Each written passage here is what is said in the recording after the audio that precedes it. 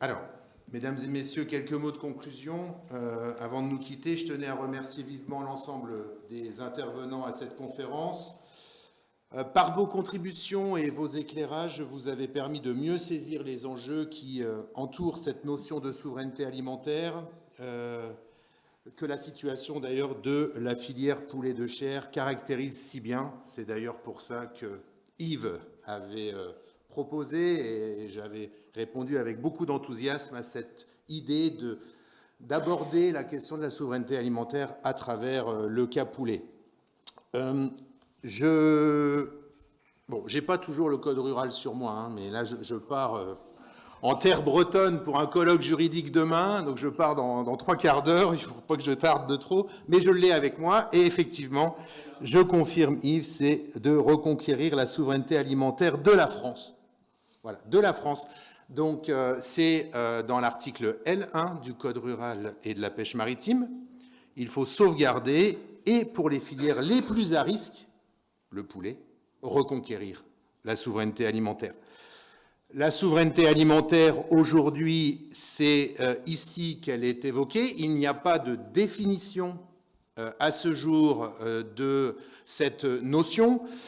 Yves nous en a proposé une en faisant référence à celle de France Agrimaire, qui est évidemment imparfaite, mais qui nous a permis d'avancer dans cette réflexion, à savoir la capacité d'autodétermination d'un État sur les systèmes alimentaires qui se déploient sur son territoire. Il me paraît urgent, à la lumière aussi du mouvement agricole qui s'est fait jour au cours du mois de janvier et qui a pris de l'ampleur dans toute l'Europe, il me paraît urgent de définir cette notion de souveraineté alimentaire, de mieux la serrer pour savoir de quoi on parle et ce qu'on entend défendre.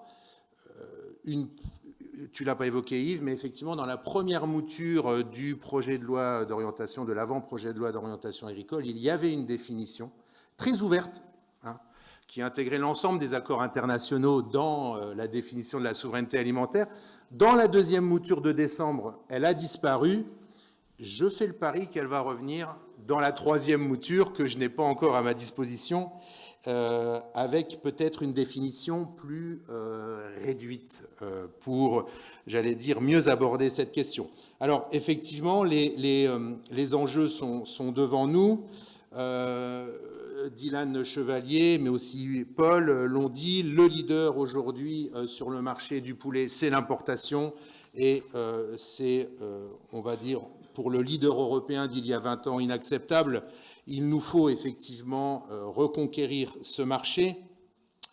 Alors, est-ce que c'est peut-être parce que la filière française, nous a dit Paul, est extrêmement riche dans son offre, que pour le coup, cet excès de segmentation nous fait perdre peut-être l'essentiel, à savoir que sur le poulet standard, nous sommes moins bons. Nous sommes moins bons, ça a été vu, pour des nombreuses raisons de compétitivité. Les abattoirs également sont moins compétitifs que les abattoirs voisins. Les questions de rémunération dans les pays voisins également posent une problématique. Et pourtant, il faudra bien faire avec nos éleveurs. Arnaud l'a dit, il faut protéger l'éleveur dans cette redéfinition d'une stratégie. Il faut penser à l'éleveur, mais pour cela, il faut quand même que l'éleveur français ait au moins, à tout le moins, la taille moyenne européenne. Et nous en sommes encore loin, ainsi qu'ont pu le montrer les infographies passées par Yves. Le constat décisif, il a été prononcé, c'est que l'on ne met plus en valeur le mot de production. La production est pourtant essentielle. Je vous rappelle que le 6 juin prochain, nous tenons notre assemblée générale ici au 8 rue d'Athènes, et que nous aurons une conférence le 6 juin après-midi, précisément sur cette question de la relance productive. Alors, ce n'est pas une relance productive synonyme de productivisme à tout crin, c'est une relance productive telle qu'on peut l'envisager aujourd'hui en 2024, qui intégrera bien évidemment les exigences de développement durable, les exigences de bien-être animal. Nous ne pouvons penser autrement.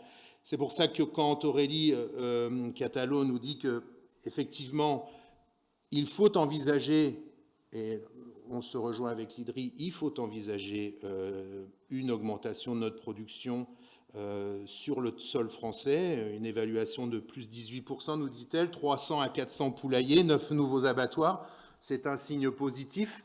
Il faut aller vers cette tendance pour faire reculer les importations. Il faudra peut-être également travailler sur notre niveau de consommation responsable. Est-ce que quelque part, ça a été dit par Paul ou ça a été dit également par Dylan, faut-il plus clairement indiquer l'origine des produits?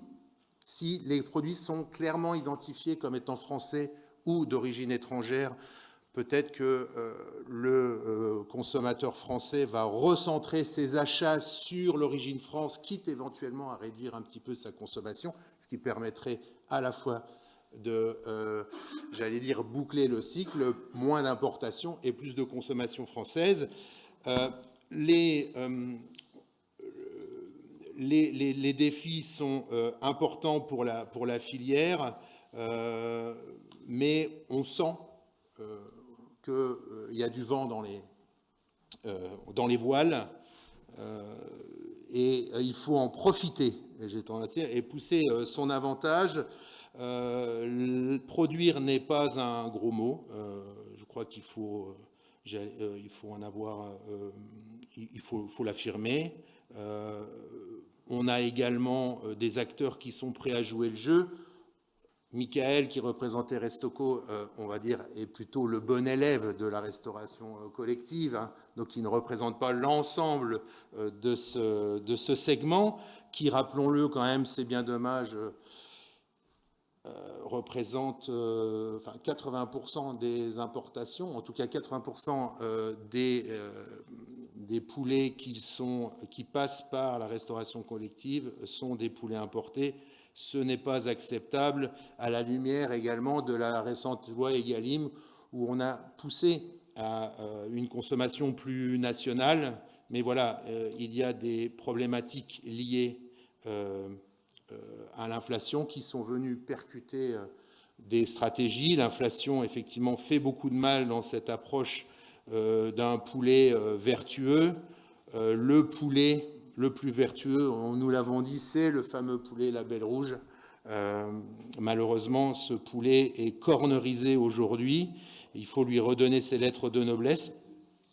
Voilà les quelques mots que je souhaitais vous donner pour pouvoir respecter le timing. Vous dire également que nous réfléchissons, et ça va plus loin, dans une approche, outre la définition de la souveraineté alimentaire, nous travaillons aussi sur une approche de l'intérêt général de l'acte productif agricole.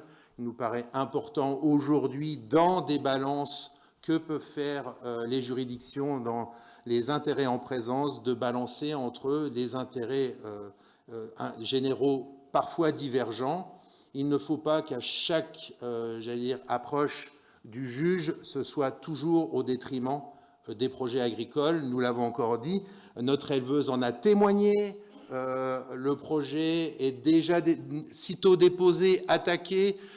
Une députée du Morbihan a témoigné récemment. Elle porte justement, c'est aussi un autre axe, elle porte cette problématique du voisinage et des actions du voisinage contre les poulaillers ou autres ateliers de production. Tous les ateliers de production de poulets dans le Morbihan sont attaqués.